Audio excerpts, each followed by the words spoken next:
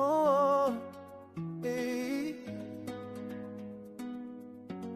Des rives du Nil, nos terres de Katiopa, la voix d'Afrique se lève fidèle à la Torah. Longtemps. Shalom, shalom les Koulam, bonjour tout le monde. Bienvenue à ce nouveau programme du Le Monde, Nusakh africain. Eh bien, il nous arrive souvent d'être victime de trahison, de vivre des situations désobligeantes, notamment quelqu'un qui vous fait du mal, quelqu'un qui vous trahit, ou encore euh, quelqu'un qui a fait, n'est-ce pas, du lachonara en votre nom ou encore de la médisance. Et dès lors qu'on a subi cela, on se rétracte. Et à partir du moment où on se rétracte, on se dit, je ne peux jamais le pardonner de ce qu'il m'a fait. Le pardon ici étant un acte de bravoure, c'est-à-dire on est, c'est un acte de grandeur, mais il est difficile, pour certains même impossible, de pardonner ce dont on a subi comme trahison, comme acte vis-à-vis de notre prochain. Et c'est ce que nous allons voir aujourd'hui, le pardon. Pourquoi est-ce que nous n'arrivons pas à pardonner nos proches? Pourquoi est-ce que le mot pardon est même difficile à prononcer dans notre bouche? Est-ce que sommes-nous seulement ceux qui doivent pardonner ou alors ceux qui ne doivent pas pardonner et nous, en retour, exiger le pardon des autres? En quoi est-ce que le pardon est bénéfique pour nous? Pourquoi ne pas laisser son cœur euh, entaché de manière indélébile? C'est la question on se pose aujourd'hui. Eh bien, il faut comprendre que le chemin de la Torah, le chemin de la réparation, selon la Torah, c'est dans la perspective, n'est-ce pas, du Nusakh africain ou encore des Bantous israélites. Alors, le pardon ici est souvent perçu comme un simple acte de générosité envers euh, celui qui nous a offensés. Ça, c'est par définition, c'est ce qu'on peut dire. Mais la Torah nous enseigne qu'il est avant tout un acte de libération de l'âme. Ça veut dire quoi? Celui qui pardonne ne justifie pas le mal, mais il refuse simplement de laisser le mal régner sur son cœur. C'est-à-dire qu'à partir du moment où je dis je ne peux jamais pardonner, on est en train de laisser le mal s'installer progressivement et entacher, n'est-ce pas, son cœur. Donc, il faut à partir de ce moment refuser que ce mal-là puisse régner dans son cœur, sur son cœur. Et chez les Bantous israélites, la réconciliation communautaire a toujours occupé une place essentielle. Ça veut dire quoi? Ça veut dire que nos ancêtres savaient qu'un village où les anciennes, les, où les rancœurs s'accumulent, finit de manière inévitable par perdre sa bracha, sa bénédiction. Et la Torah, quant à elle, révèle que ce principe n'est pas seulement d'ordre social. Il est profondément spirituel. C'est ça il faut qu'on comprenne. Et à partir du moment où on l'a compris, c'est facile de dire La Torah n'est donc pas seulement une vertu. Ou alors le pardon, c'est pas une vertu. Il constitue une véritable avoda Hashem, c'est-à-dire un service divin qui restaure l'homme dans sa relation avec son Créateur et avec son prochain. À partir de ce moment, on comprend que le pardon est une arme redoutable. Et la Torah, effectivement, nous dit dans le livre de Shemot, la paracha Shemot, Hachem, Hachem, Dieu compatissant et miséricordieux, lent à la colère. Lent à la colère, abondant en bonté et en vérité. C'est ce que la Torah nous dit. Dans Paracha Shemot, chapitre 34, verset 6. Eh bien, les 13 attributs de miséricorde sont révélés immédiatement après la faute du veau d'or. Pourquoi? Il faut se poser des questions. Et dès qu'on s'est posé ces questions, on va comprendre que le premier enseignement est fondamental, c'est-à-dire le pardon, qui n'est pas une invention humaine. Il est une manifestation de la Shekinah, de la présence divine. Ça veut dire que chaque fois qu'un homme pardonne avec sincérité, il devient le reflet de la miséricorde. Et les sages le disent à propos, de même qu'il est miséricordieux, soit miséricordieux. C'est-à-dire que la même manière Hachem est miséricordieux, soit également miséricordieux. Pourquoi? Parce que le pardon rapproche l'homme de son Créateur. C'est lui qui dit, je ne peux pas pardonner. Qu'est-ce qu'on t'a fait? Qu'est-ce que tu as subi qui ne soit pas pardonné? Tout est pardonnable.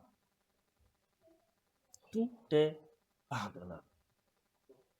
Ici, on voit au niveau du drash, qui dit que toute blessure atteint généralement les 3 dimensions, notamment la mémoire, l'honneur, l'identité. Les 3 dimensions de la blessure. Lorsque quelqu'un est blessé, c'est vrai, la mémoire, on ne peut jamais oublier. L'honneur se demande, attends, c'est quand même à moi qu'il fait ça. Et puis l'identité. Et l'offense réveille l'ego qui va réclamer réparation. Parce que l'ego va dire, non, il faut absolument réparer cela. Or, la Torah ne demande pas seulement de vaincre l'offense. Elle exige simplement et surtout de vaincre son propre Yetzer Hara, c'est-à-dire le mauvais penchant. On voit donc que le véritable combat ne se livre pas contre celui qui nous a blessés, mais contre la colère, l'orgueil et le ressentiment qui cherchent à s'installer dans notre cœur. C'est ça qu'il faut combattre. La colère, l'orgueil, le ressentiment. Lorsqu'on est blessé, voilà ce qui se passe en nous. On est tout de suite en colère. Et la bile est transformée. Il y a l'orgueil qui s'installe, il y a le ressentiment. Et la plus grande victoire n'est pas celle remportée sur un ennemi extérieur, mais celle obtenue sur soi-même. Ça veut dire qu'il doit être capable de maîtriser la colère, maîtriser son orgueil, maîtriser son ressentiment. Voilà l'un des défis pour pardonner. Et c'est là où réside le secret de Yosef Atzadik. On voit qu'après la disparition de Yaakov Avinu, les frères de Yosef redoutent sa vengeance. Ils ont peur. Lorsque Yaakov il arrive qu'il quitte ce monde, ses fils ont eu peur. Ils commencent à se demander, mais maintenant que notre père n'est plus là, ça en est fini de nous. C'est terminé pour nous. Mais Yosef leur dit quelque chose de très important. Ce n'est pas vous qui m'avez envoyé ici. C'est Dieu. C'est pas vous qui m'avez envoyé en Égypte. C'est Dieu. Certes, vous m'avez vendu, mais sachez que c'est Dieu qui m'a envoyé ici. On va retrouver ça dans Genèse 45, verset 8. Mais on va se poser la question que quel est le secret de Yosef? Comment il parvient à maîtriser la colère, l'orgueil et le ressentiment? Son secret, c'est quoi?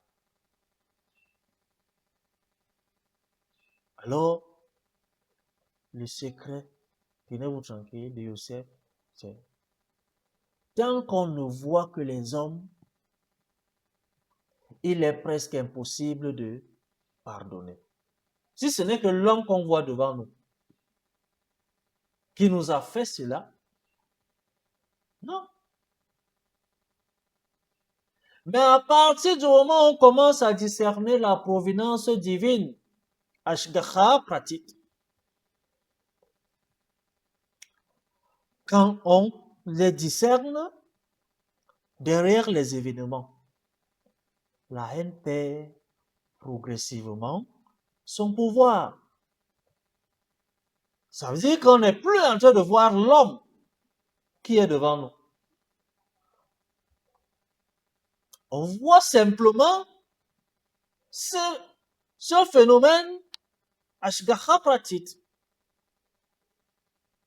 La haine perd progressivement son pouvoir. Ça veut dire que Yosef ne nie pas la faute de ses frères. De manière physique, ils ont péché, ils ont fait ce qui n'est pas bien.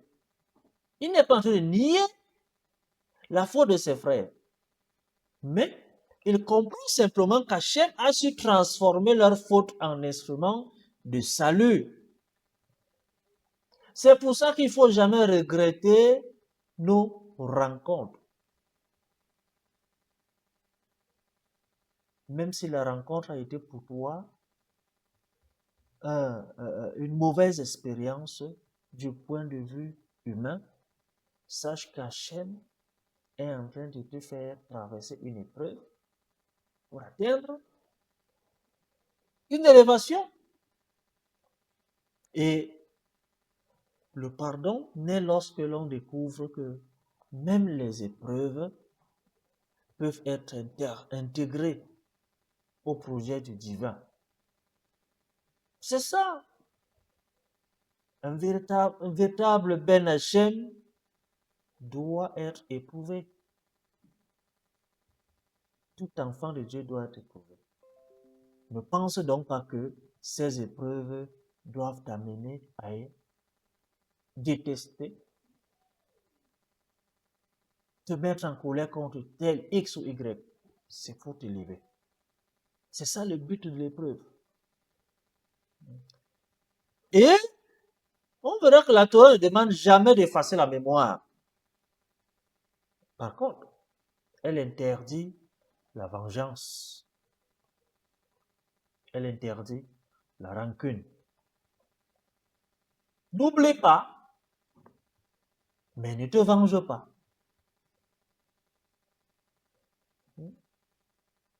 Ne garde pas dans ton cœur cette haine-là. Elle ordonne, elle n'ordonne jamais aussi, elle n'ordonne pas aussi de nier la réalité. Parce qu'il ne faut pas oublier. Lorsque tu n'as pas oublié, c'est ça qui te permet de toujours te rappeler qu'il y a ceci et c'est ça qui te permet d'avancer. Le pardon consiste donc à retirer le poison du cœur, non à effacer les leçons du passé. C'est de ça qu'il s'agit. Et à partir de ce moment, on comprendra, on verra que la mémoire devient une source de sagesse plutôt qu'une prison. Tu deviens sage en ce moment. C'est ce à quoi la mémoire va te servir. Et chez les Bantous israélites, la communauté, elle est comparable à un seul corps. Ça veut dire quoi? Ça veut dire que lorsqu'un membre nourrit la haine, c'est tout le peuple qui s'affaiblit. C'est une évidence. Et on voit que depuis l'époque, nos anciens recherchaient toujours la restauration de l'harmonie.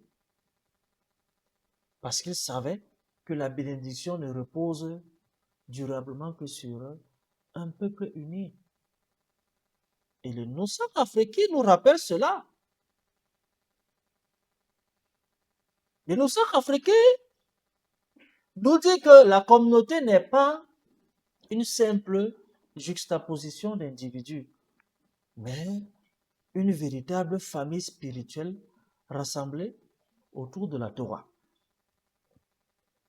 Et là, le pardon devient un acte de brite, un acte d'alliance, l'acte par lequel chacun choisit de préserver l'unité d'Israël, l'unité de sa communauté, l'unité de sa famille, l'unité de son entourage. Et dans le Talmud, Rosh Hashanah 17a, on va dire, celui qui renonce à son ressentiment, le ciel renonce également à la rigueur envers lui. Pour que tu ne pardonnes pas, sache que la rigueur est sur ta tête. La rigueur te piétine. Et c'est un principe qui est fondamental. La mesure que l'homme applique aux autres devient la mesure appliquée à son propre égard. C'est une évidence. Et celui qui ouvre la porte du pardon sur terre, il ouvre également les portes de la miséricorde dans les cieux. C'est pour ça que la Shekinah trouve sa demeure dans un cœur libéré de la haine. Et naturellement, les maîtres de la Kabbalah enseignent que la rancune crée des voiles spirituels qui empêchent la lumière divine de circuler librement dans l'âme. C'est ce que les maîtres de la Kabbalah disent. Et dès lors qu'on a compris ça, c'est évident qu'on dise que le pardon dissipe les voiles. Et comment est-ce qu'il va dissiper ces voiles? Il rétablit la circulation de la lumière spirituelle et permet aux canaux de la bénédiction de s'ouvrir à nouveau. Ça veut donc dire que pardonner n'est pas seulement un acte moral, c'est un véritable tikkun, une véritable réparation. Et cette réparation intérieure restaure l'équilibre de l'âme. Tu ne pardonnes pas, ton âme sera toujours malade. C'est pour ça que le peuple bantou est appelé à devenir un peuple de lumière parmi les nations. Et cette vocation exige de chacun de remplacer la vengeance par la justice. Lorsque les réseaux sociaux sont inondés des discours de haine, à quoi est-ce que cela nous sert? Qu'est-ce que cela nous apporte? On voit des communications dans des réseaux sociaux qui attisent la division. Alors qu'on nous demande de faire recours à la justice. C'est pour ça qu'on dit également que cette vocation exige de remplacer la rancune par la prière, de remplacer l'humiliation par la dignité, de remplacer aussi la haine par l'édification de la communauté. Au lieu de multiplier les discours de haine, il faut édifier les gens, il faut éduquer, il faut remplacer les divisions par l'amour fraternel. C'est des discours d'amour qui devraient circuler autour de nous. Tout ça parce que le pardon, comme on le sait, il n'efface pas la vérité. Il empêche simplement que la faute d'autrui détruise notre propre relation avec Hachem. Voilà le but du pardon. Et le véritable pardon n'est jamais un signe de faiblesse. Il est la victoire de l'âme sur l'ego. Car celui qui pardonne ressemble davantage au Créateur. Il doit pardonner. Celui, par contre, qui s'obstine dans le refus de pardonner demeure prisonnier de son passé. Tu deviens un prisonnier de ton passé. Tu es dans l'enfermement, dans la clipa. C'est pour ça qu'il ne faut pas entretenir les discours de haine, discours de division. Le secret du pardon est donc le secret de la liberté intérieure. Tu dois te libérer intérieurement. Et c'est ce que nous devons cultiver, nous les banques israélites. Il faut montrer que rien ne peut nous dépasser à partir du moment où nous sommes avec Hachem. Le pardon, c'est la clé de se rapprocher du Saint béni soit-il. Baruch Adonai, Leolam, Amen, ve Amen. Je vous retrouve très bientôt dans un autre programme, dans un autre livre. Bye bye et je vous souhaite un bon jeûne du 9 Av.